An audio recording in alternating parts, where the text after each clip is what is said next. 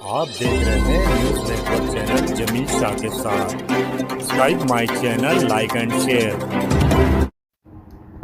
नासिक त्र्यंबकेश्वर समर्थ केंद्र के पास नासिक के गांव गुंडों ने रिपोर्टिंग के लिए जा रहे पत्रकार योगेश खरे, अभिजीत सोनोने व किरण ताजगे इन पत्रकारों पर जानलेवा हमला किया। इस पत्रकारों को उपचार के लिए नासिक के अपोलो हॉस्पिटल में दाखिल किया गया है। इस जानलेवा हमले का निषेध करते हुए धुले जिला मराठी पत्रकार संघ की ओर से धुले जिला अधिकारी को एक निवेदन दिया गया। इस समय पत्रकार संघ के अध्यक्ष मनोज भाऊ गर्दे व पत्रकार संघ के सभी कार्यकर्ता बड़ी संख्या में मौजूद थे। निषेध असो, निषेध असो, या गाव गुंडांचा, या गाव गुंडांचा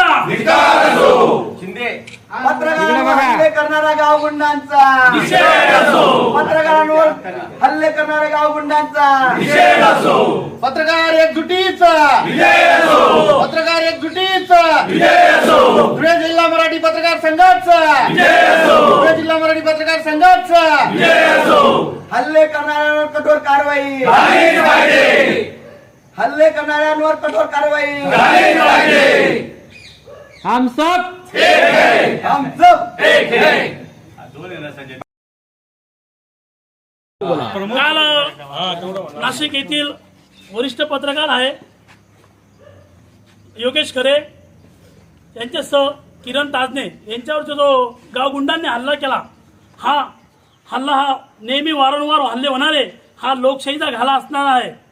या ज्या पत्रकार हा समाजासाठी अन्याय अत्याचार अहोरात्र मेहनत करत असतो आणि आता बातम्याचे गोळा करण्याचं वृत्त संकलन करण्यासाठी गेलेला असताना त्या ठिकाणी पत्रकारांवर जो हल्ला करण्यात आला त्या गाव गुंडांना कठोरात कठोर शासन झालंच पाहिजे।